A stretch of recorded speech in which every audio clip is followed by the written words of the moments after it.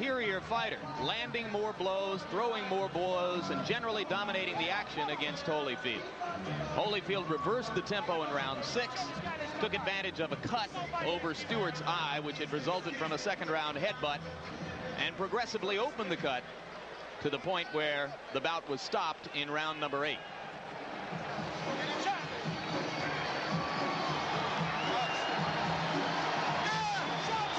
And there you hear a roar, which means that here comes Mike Tyson.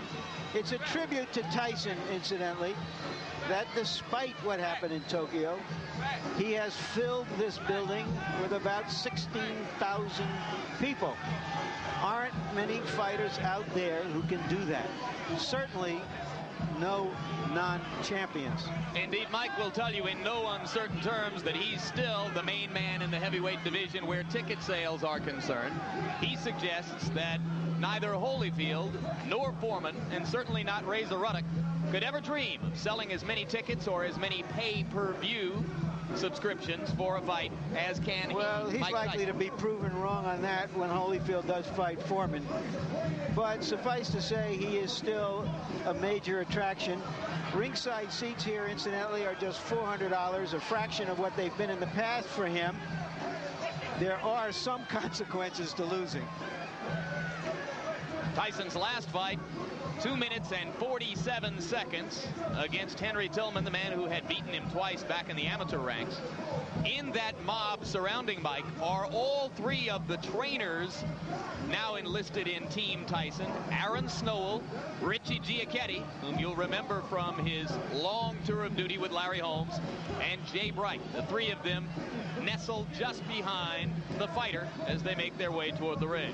It looks like a T formation with a flanker, Jim.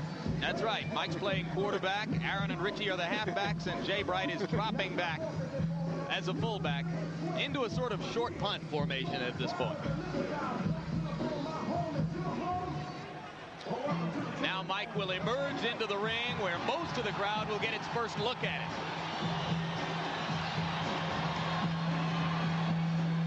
What he's wearing is a torn towel. And there you see the record.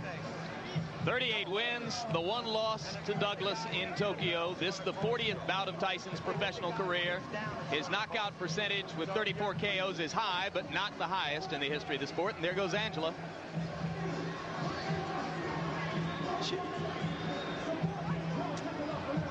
Tyson looks a little fitter. I like Mike Tyson when he looks small, when he looks like a big middleweight or a light heavyweight. So let's take a look at the tail of the tape.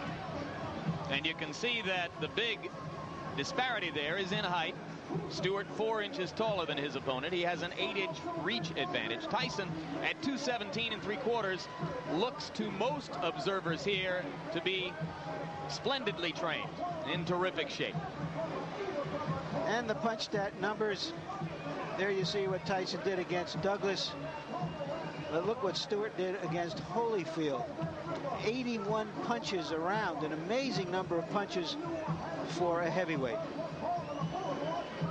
Rules for the bout, New Jersey's rules. 3 judges scoring the fight, 10-point must system, standing 8 count in effect, 3 knockdown rule in effect.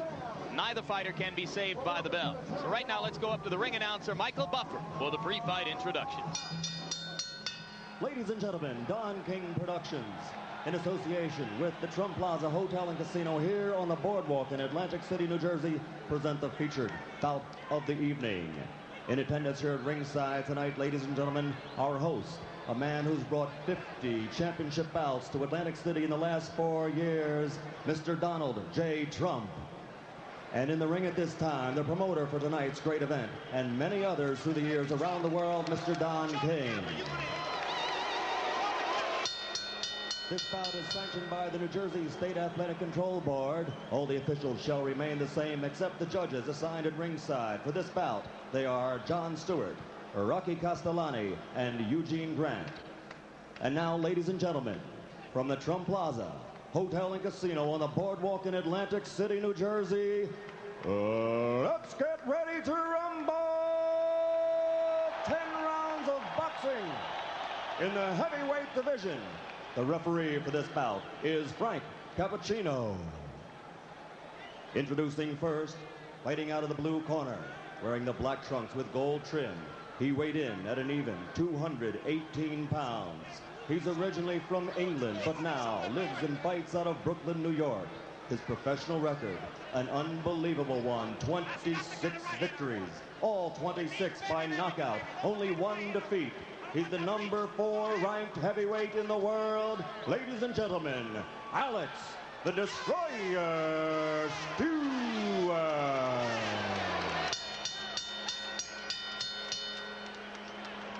And fighting out of the red corner, wearing the solid black trunks, weighing 217 3/4 pounds, from Catskill, New York. Also an unbelievable record, 38 victories, 34 by KO, only one defeat. He's the number 1 ranked heavyweight in the world. Ladies and gentlemen, the former heavyweight champion of the world, Iron Mike Taison.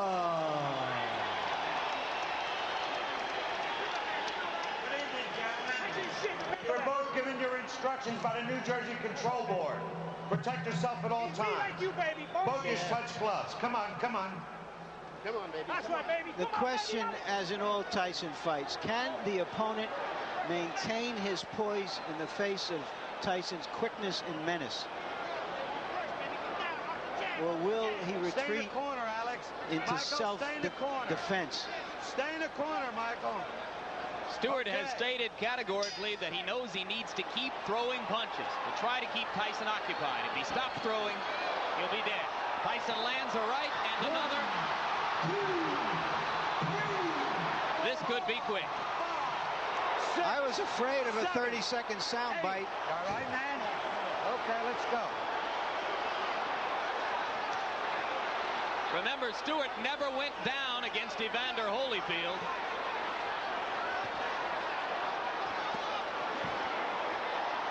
A shot to the body, another solid right hand. Stewart begins to throw as a means of trying to defend himself.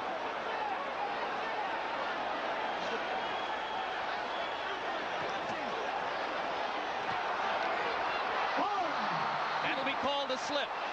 And Mike is a little wild as he goes for the kill. A good right hand that hurt Stewart again, but Stewart is still upright.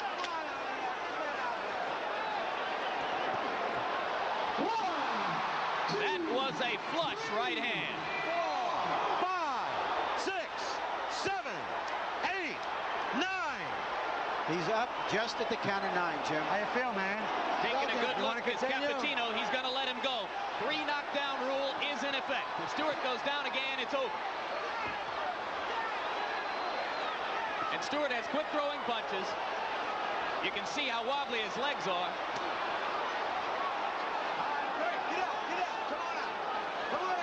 If he makes it through 1 minute and 20, it'll be a small miracle.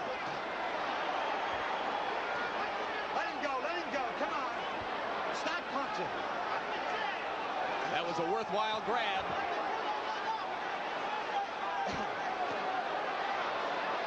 Tyson missed with a left that would have done it.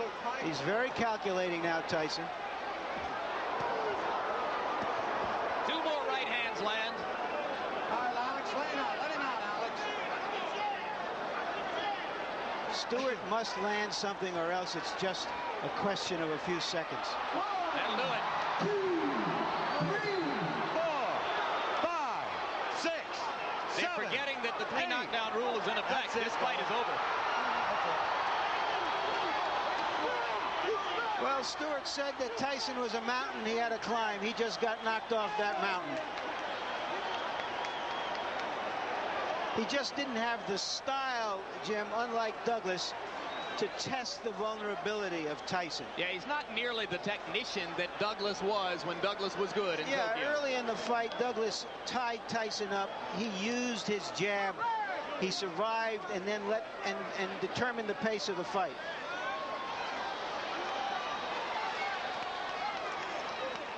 Nothing about him. You stay right there for a minute. Let me take a look here. He got caught in the early fight. The first fight, first punch. You know how many times you got knocked down? 3 times. 3 times. The first time, right? Yeah. You remember the first one? Yeah. Yep. Okay. Now, do you think you can stand up now? Yeah. Stand up for me. Put your feet together as you stand up. Put your feet. All right. No, I'm just holding you to see if you don't fall down. Put your feet together. Let him go. Let him go. Let him go. Let him go. Okay, let him go.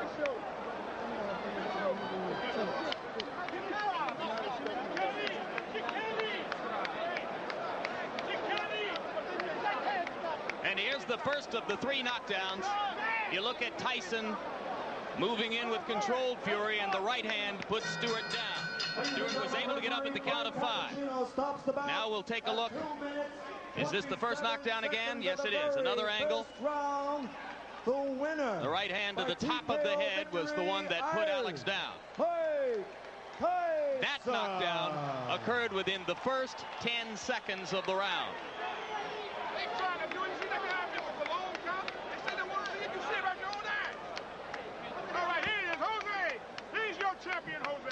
Now we'll take a look at knockdown number 2. By this time, Stewart still wobbly from the first knockdown, and he went down without Mike having to land a crushing blow. Another look at knockdown number 2. And you can see that the right hand simply glanced off the top of Stewart's head, but it was enough to put down a very wobbly fighter at that point. And now here's a third look at that same knockdown, knockdown number 2. The left to set it up, the glancing right off the top of the head, and Stewart down for the second time in the round. Still more than 1 minute 40 seconds remained in the round at that point. And with the 3 knockdown rule in effect, it was up to Stewart to try to stay on his feet to make it through round number 1. He was not able to do it. Here's knockdown number 3, which came at 2 minutes 27 seconds of the first round. A right and a left, and that was enough for Alex Stewart. Referee Frank Cappuccino began the count, which was academic at that point because of the 3 knockdown rule. Another look at the third knockdown.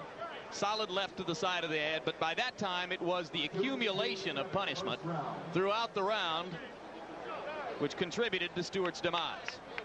So Mike Tyson, in his 3 fights in this particular ring, his last 3 fights, I should say, in this particular ring, has a 91-second knockout, a 93-second knockout, and this one 147 seconds. 3 first down knockouts in his last 3 appearances here in Atlantic City for Tyson.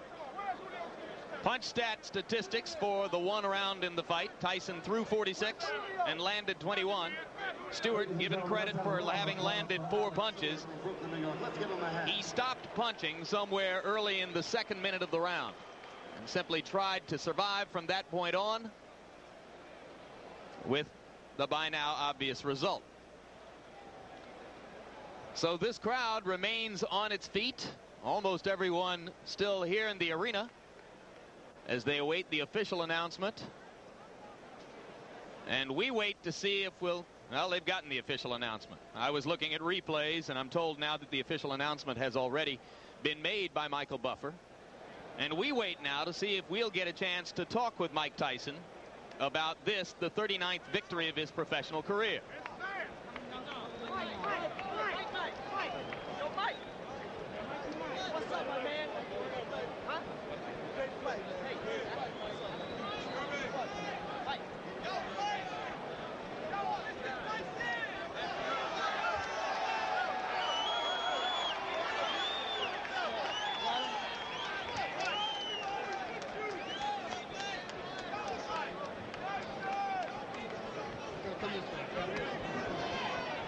Ladies and gentlemen, is he back?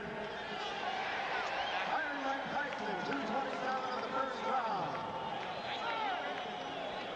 And here comes Mike Tyson to join us now at ringside. Congratulations on victory number 39. You came out with fury, to say the least. Knocked him down in the first 10 seconds of the round. If I can get you to turn toward the camera a little bit, Mike, how important was it to you to score a first-round knockout tonight? Well, you know, I mean, I knew he was a dangerous fighter once he got warmed up. And my objective, I was in great shape. He used to go in there and put the pressure on him for 10 rounds. I knew I had to break him eventually. You appear to be in sensational condition. Do you feel considerably differently now than was the case 10 months ago in Tokyo? Absolutely, because my mind is more prepared. You know, I mean, that's what basically the whole standpoint came down to, is being prepared mentally. How does your situation compare now to what most people would regard as the peak of your career when you knocked Spinks out here in 91 seconds? Well, you know, I mean, I didn't feel like it was a substantial night tonight, because there's things that I know that I did that was mistakes. So, you know what I mean, a good fight, and I'm in good shape. And I just like to thank all my fans on HBO that's been supporting me. But I just like to say this is my last fight on HBO. It's because HBO, they think that you'd rather see Holyfield than me. Thank you for supporting me. I love you all. Bye. Mike, one final question. How important at this moment is the coming arbitration with regard to the WBC championship and the possible WBC title fight with Ruddock? Well, it really don't matter as long as I can fight for the title. I love to fight Ruddock. I want to show everybody he's not the baddest man in the world they once said he is. Would you rather fight the winner of Foreman Holyfield? Excuse me? Would you rather fight the winner of Foreman Holyfield? I would fight anyone. You know what I mean? But I'm fighting for the moment. It looks like Ruddock might be in the wings, and I'm looking forward to fighting Ruddock. Can you elaborate on why you feel you've been treated unfairly by this network, which will state that it has 2 offers on the table for you for long-term deals? I have no comment. I don't want to talk about it. The company know what they did, and I'd like to say hello to all my troops again that's been supporting me. I'm out of here. We've enjoyed covering you. Thank you very much. We don't negotiate on the air. Our chief executive, Seth Abraham, will have plenty to say in the future about the potential for another Mike Tyson deal at HBO. It has been our hope for the past year that we could complete one more deal to give a long-term contract to Mike Tyson and to continue to cover his fights here on HBO. But there'll be no negotiation on the air. That will take place between Don King and Seth Abraham. We're grateful that Mike was willing tonight to come and speak to us at ringside in the midst of what is, quite candidly, a frosty period between us and him and his promoter, Don King. So Mike Tyson has the 39th victory of his career, the 19th